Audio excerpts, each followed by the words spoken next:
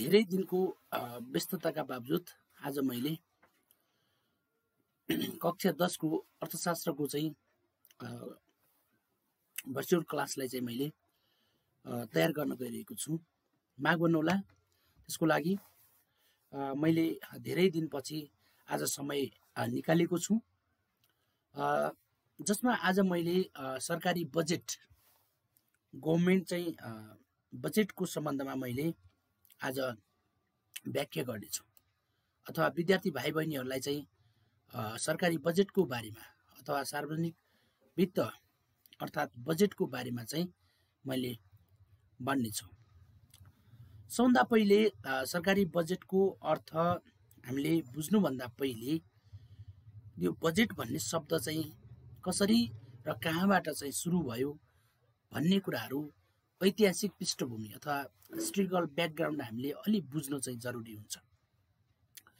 Budget भन्ने शब्द जुन अहिले अंग्रेजीको बजेट भन्ने शब्द फ्रेन्च भाषाको है, फ्रेन्च भाषाको चाहिँ फ्रेन्च भाषाको चाहिँ बुगेटबाट चाहिँ आएको। बुगेट BOUGETTE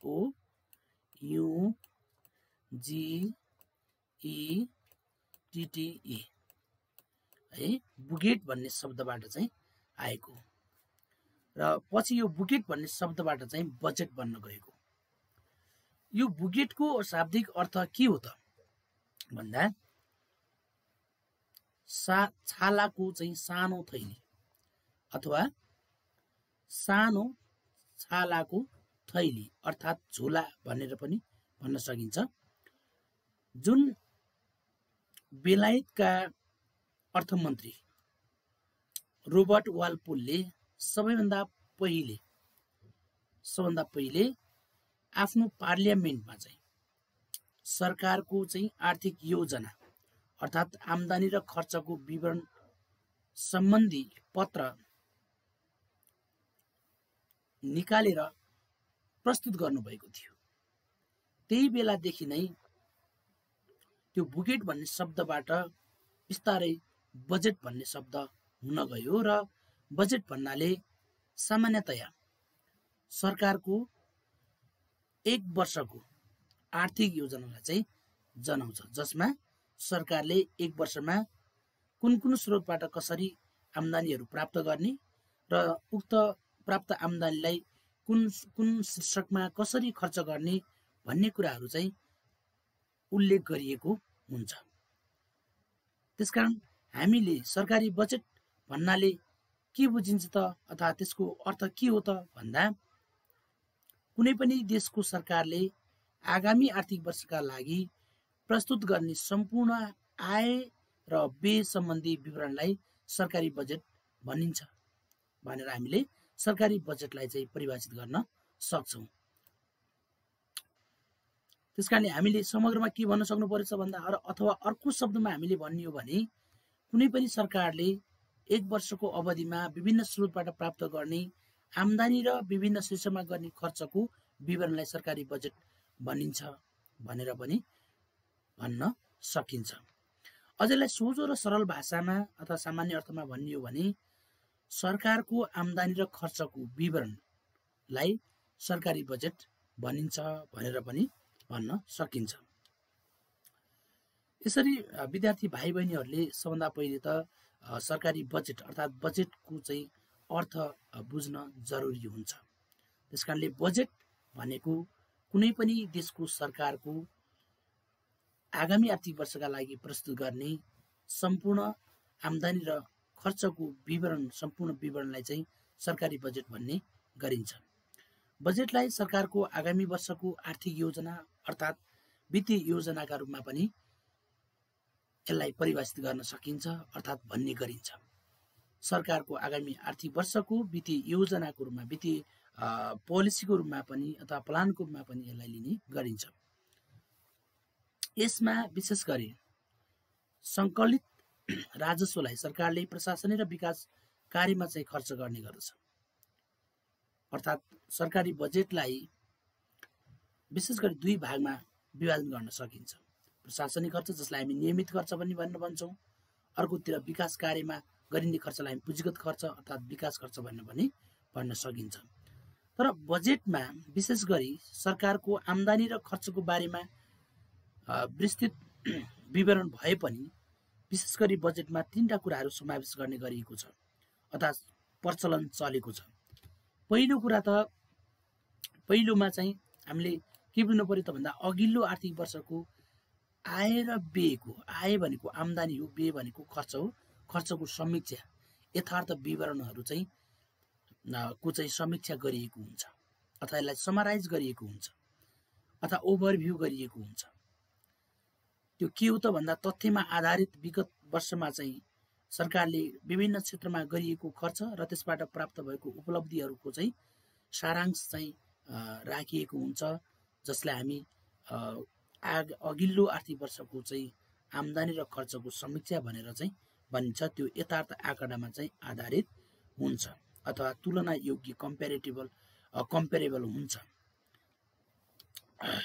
त्यस्तै गरेर अर्को भनेको चालु आर्थिक वर्षको आय र व्ययको संशोधित अनुमान राखिएको हुन्छ है।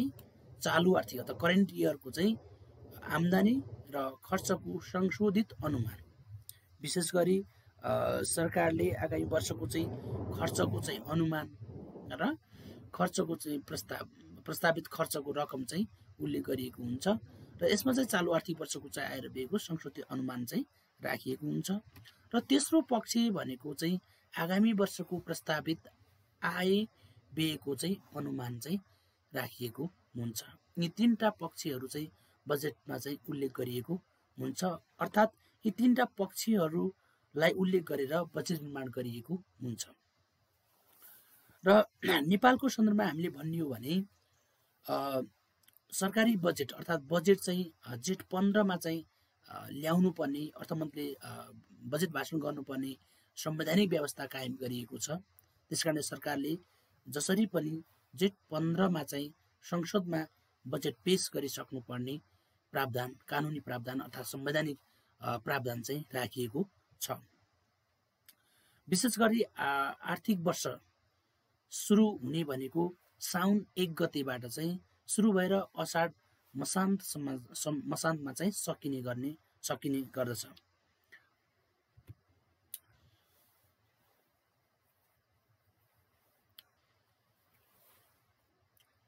अब बजेटका चाहिँ प्रकारहरू, बजेट चाहिँ कति प्रकारको हुन्छ त अथवा सरकारले विशेष गरी कस्ता प्रकारका चाहिँ बजेट निर्माण गर्नुपर्ने हुन्छ अथवा बजेट निर्माण गरिन्छ। बजेटलाई 3 भागमा चाहिँ विभाजन गर्न सकिन्छ अथवा सामान्यतया 2 भागमा सन्तुलित बजेट र असन्तुलित बजेट भनेर भनिन्छ। हामीले त्यो असन्तुलित बजेटलाई चाहिँ 2 भागमा अर्थात् बचत बजेट र घाटा बजेट गरेर चाहिँ हामीले सजिलोको लागि यहाँ विभाजन गरेर चाहिँ परिभाषित गरिएको छ।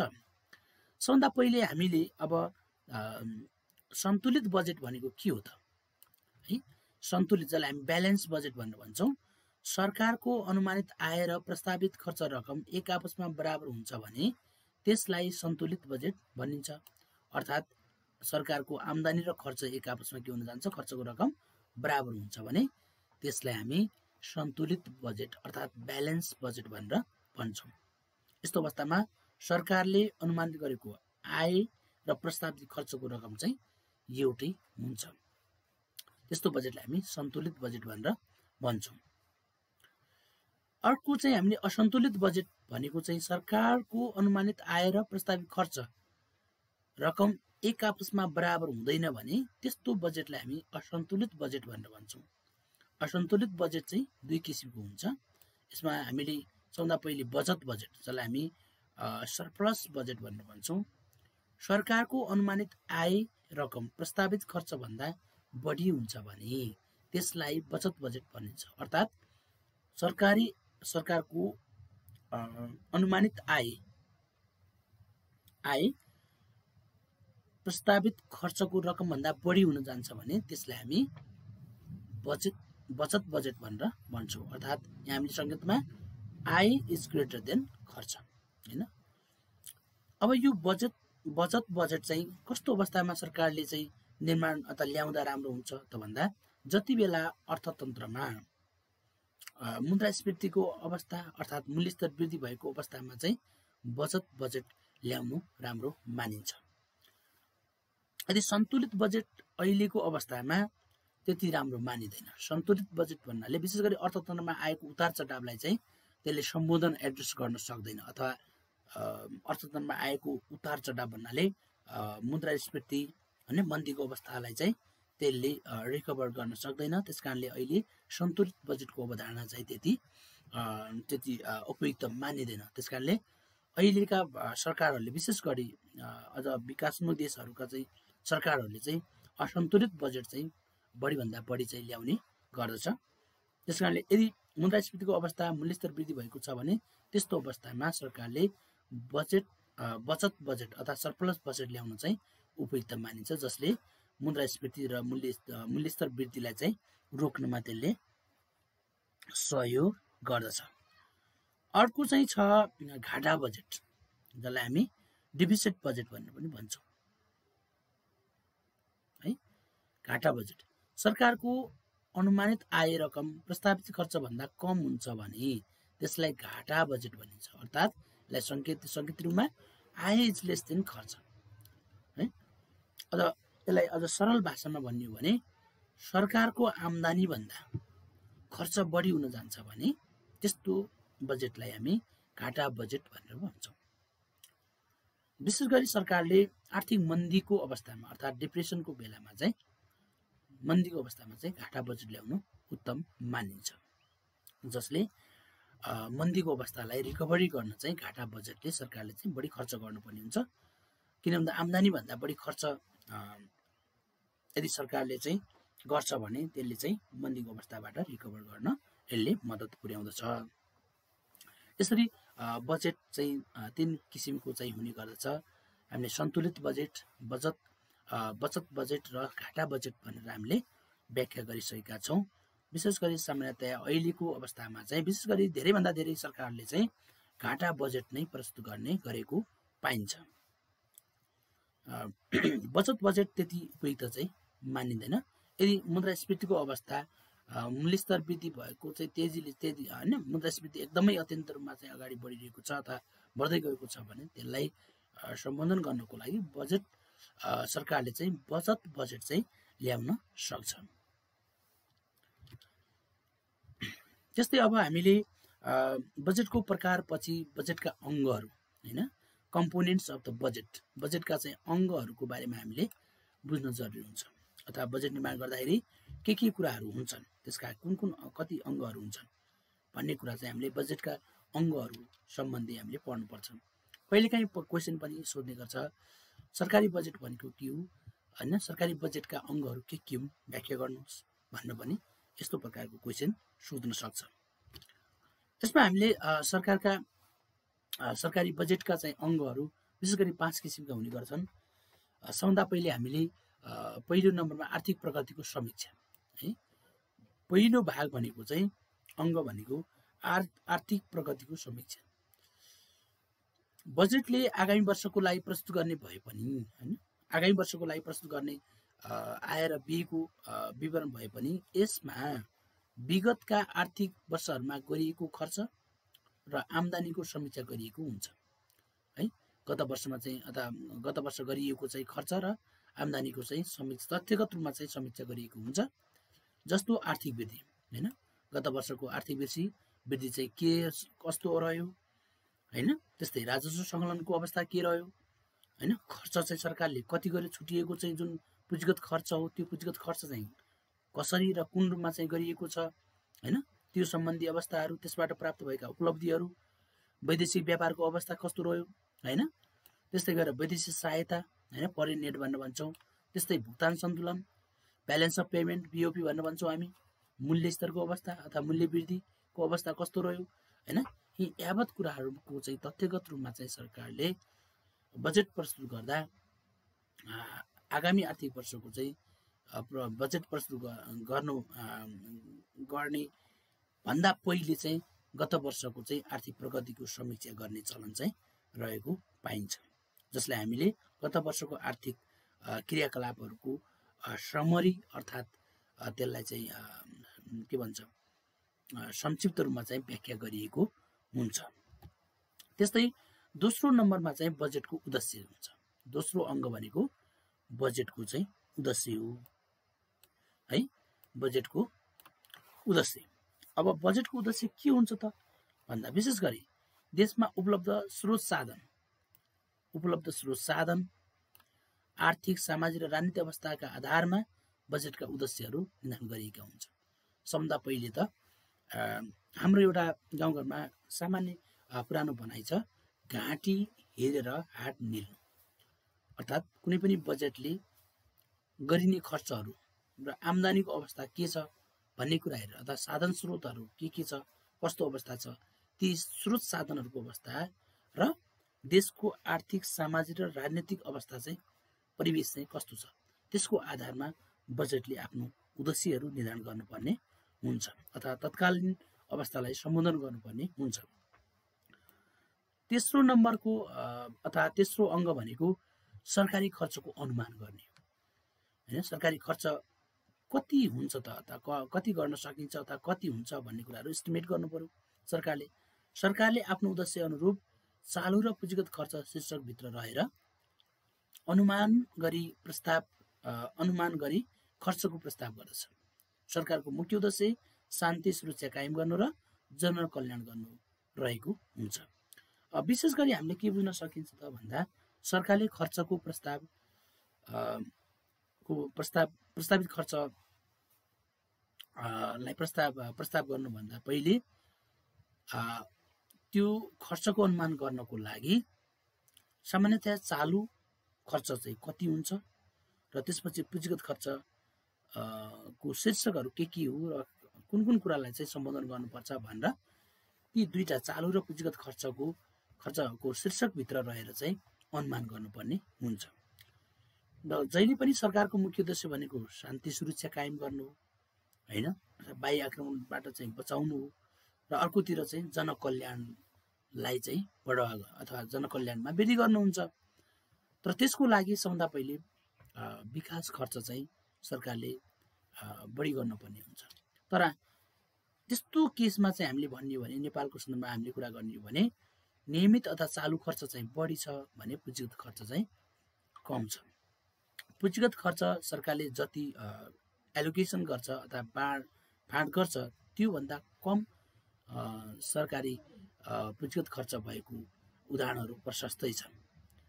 त्यो कुरा चाहिँ नहोस् भन्नको लागि अथवा पुँजीगत खर्च सरकारले जति विनियोजित गरिएको हो त्यो सम्पूर्ण खर्च आर्थिक वर्ष सकिनुभन्दा अगावै सकियोस् भन्नका लागि, जसले आर्थिक वृद्धि दरलाई चाहिँ एउटा टार्गेट पुरा गर्नको निमित्त सरकारले संवैधानिक व्यवस्था नै सरकारी बजेट चाहिँ जेठ 15मा ल्याउनु पर्छ भन्ने संवैधानिक व्यवस्था गरिए तापनि तर त्यसमा खासै सुधार उन्मुख चाहिँ हुन सकिरहेको अवस्था चाहिँ छैन। अझै पनि हामीले हेर्ने हो भने असाढ मसान्त लाग्दा मात्र कतिपय योजनाहरू चाहिँ काम सकाउने होइन, जस्ता कामहरूले गर्दाखेरि आर्थिक विकासका कार्यहरूमा चाहिँ विकासात्मक कार्य अथवा पुँजीगत खर्च चाहिँ को चाहिँ औचित्य चाहिँ त्यति राम्रो भएको चाहिँ मानिँदैन। त्यस्तै गरेर अर्को चौथो नम्बरमा अङ्ग रहेको छ राजस्व प्रस्ताव है। राजस्व प्रस्ताव, जसलाई आम्दानीको प्रस्ताव भनिन्छ। सरकारले आउँदो आर्थिक वर्षका लागि कुन स्रोतबाट कति रकम बेहोर्ने भन्ने कुरा उल्लेख गरेको हुन्छ। खास गरी सरकारले कर राजस्व र गैर कर राजस्वबाट राजस्व सङ्कलन गर्ने गर्छ। विशेष गरी सरकारले त्यसको मुख्य उद्देश्य राजस्व प्रस्ताव अन्तर्गत चाहिँ खास गरेर राजस्व सरकारले करबाट चाहिँ सङ्कलन गर्छ भने त्यसको साथै गैर करबाट पनि राजस्व सङ्कलन हुने गर्दछ। त्यसका साथै अन्य स्रोतहरू पनि हुन्छन् जसमा चाहिँ वैदेशिक सहयोग, अनुदान आदि जस्ता चाहिँ स्रोतबाट पनि राजस्व सङ्कलन गर्न सकिने कुराहरू चाहिँ राजस्व प्रस्तावमा चाहिँ उल्लेख गरिएको हुन्छ। जसमा राजस्व प्रस्ताव अन्तर्गत चाहिँ कर, नयाँ करको दरहरू, नयाँ करका नीतिहरू पनि त्यसमा चाहिँ समावेश गरिएका हुन्छन्। त्यस्तै गरेर पाँचौं अङ्ग छ बजेटको चाहिँ न्यून वित्त पूर्ति गर्ने स्रोतहरू अथवा घाटा व्यवस्थापन घाटा बजेट भन्न सकिन्छ। घाटा वित्तका लागि स्रोत व्यवस्थापन गर्ने अन्तिम चाहिँ पाँचौं अङ्ग रहेको हुन्छ। बजेटमा सरकारी खर्च भन्दा आम्दानी कम भएको अवस्थालाई घाटा वित्त भनिन्छ। हैन। अर्थात् हामीले सरकारको खर्च चाहिँ बढी आम्दानी चाहिँ कम भएको अवस्थालाई हामी घाटा वित्त भनेर भन्छौँ। यस्तो कम अथवा न्यून भएको अवस्थामा सरकारले घाटा अथवा न्यून कुन कुन स्रोतबाट पूर्ति गर्ने भन्ने कुराको चाहिँ व्यवस्था बजेटमा स्पष्ट रूपमा व्याख्या अथवा व्यवस्था गरेको हुनुपर्छ हैन। त्यसको चाहिँ व्यवस्था गरेको हुनुपर्छ। घाटा वित्त पूर्ति गर्ने सरकारले आन्तरिक हैन ऋण वा बाह्य ऋण लिन सक्छ या त्यस्तो अवस्थाबाट पनि घाटा न्यून वित्त पुरा हुन सकेन भने नयाँ नोट जारी गरेर पनि पूर्ति गर्न सक्ने व्यवस्था चाहिँ गरेको हुन्छ, जसलाई हामी घाटा वित्त अर्थात् न्यून वित्त पूर्ति भनेर पनि भन्छौँ। कहिलेकाहीँ सर्ट क्वेसनमा अथवा छोटो क्वेसनमा घाटा वित्त भनेको के हो भनेर पनि सोध्न सक्छ। अब घाटा वित्त भनेको के हो भन्नाले हामीले सरकारी खर्चभन्दा आम्दानी कम भएको अवस्थालाई हामी घाटा वित्त भनेर भन्छौँ। सरकारले गर्ने खर्च, एक वर्षमा गर्ने खर्च आम्दानीभन्दा खर्च बढी हुन जान्छ भने त्यसलाई हामी घाटा वित्त अथवा घाटा बजेट भनेर पनि भन्न सक्छौँ, जसमा सरकारले आन्तरिक र बाह्य ऋणको ऋणबाट चाहिँ त्यसको चाहिँ घाटा पूर्ति गर्ने व्यवस्थापन गरेको हुन्छ र कहिलेकाहीँ भने नोट इस्यु गरेर पनि घाटा बजेट पूर्ति गर्ने व्यवस्था मिलाएको हुन्छ। आज त विद्यार्थी भाइ बहिनीहरू आजको क्लास यही सकिएको छ। आगामी दिनमा मैले बजेट सम्बन्धी बजेटिङ नेपालमा बजेट निर्माण प्रक्रिया सम्बन्धी क्लास लिएर उपस्थित हुने नै छौँ। हस्त।